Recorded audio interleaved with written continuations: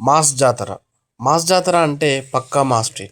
రవితేజ గారి ఎనర్జీ అచ్చం వింటేజ్లో ఉంది. పంచులు, బాడీ లాంగ్వేజ్ అన్నీ సూపర్. శ్రీలీల స్క్రీన్ మీద క్యూట్గా, ఆకర్షణీయంగా కనిపించింది. రొమాన్స్ సీన్స్ కూడా బాగానే సెట్ అయ్యాయి. బ్యాక్గ్రౌండ్ మ్యూజిక్, యాక్షన్ సీక్వెన్స్లు కూడా చాలా అద్భుతంగా ఉన్నాయి. స్టోరీ వైజ్ చూసుకున్నట్లయితే కొత్తదనం అంతగా లేదనిపిస్తుంది. కానీ రవితేజ స్క్రీన్ ప్రజెన్స్ వలన సినిమా నడుస్తుంది. మాస్ ఆడియన్స్కి ఇది బాగా నచ్చుతుంది.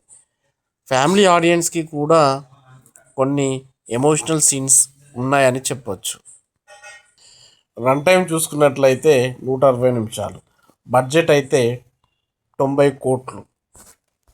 మూవీ యొక్క ప్లస్ పాయింట్స్ చూసుకున్నట్లయితే ఈ మాస్ జాతర సినిమాలో కూడా ఎప్పటిలాగే రవితేజ తన డైలాగ్ డెలివరీ, తన బాడీ లాంగ్వేజ్తో, అలాగే కొన్ని ఎమోషనల్ అండ్ యాక్షన్ సీక్వెన్స్లతో చాలా బాగా నటించాడు.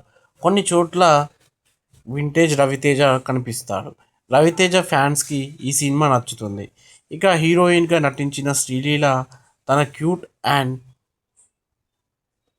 లుక్స్తో చాలా అలరించిందని చెప్పుకోవచ్చు. ఈ మూవీ యొక్క మైనస్ పాయింట్స్ చూసుకున్నట్లయితే రవితేజ పాత్రను, ఆ పాత్ర తాలూకా సీన్స్ను బాగా డిజైన్ చేసుకున్న భాను బొంగరపు అంతే స్థాయిలో ఈ సినిమా ట్రీట్మెంట్ను రాసుకోలేదు.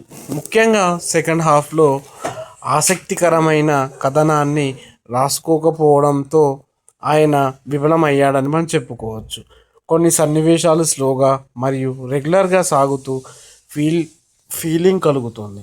హీరో విలన్ మధ్య మైండ్ గేమ్ని ఇంకా ఇంట్రెస్టింగ్గా మార్చి ఉంటే డైరెక్టర్ సక్సెస్ అయ్యే ఛాన్స్ ఉండేదని చెప్పు.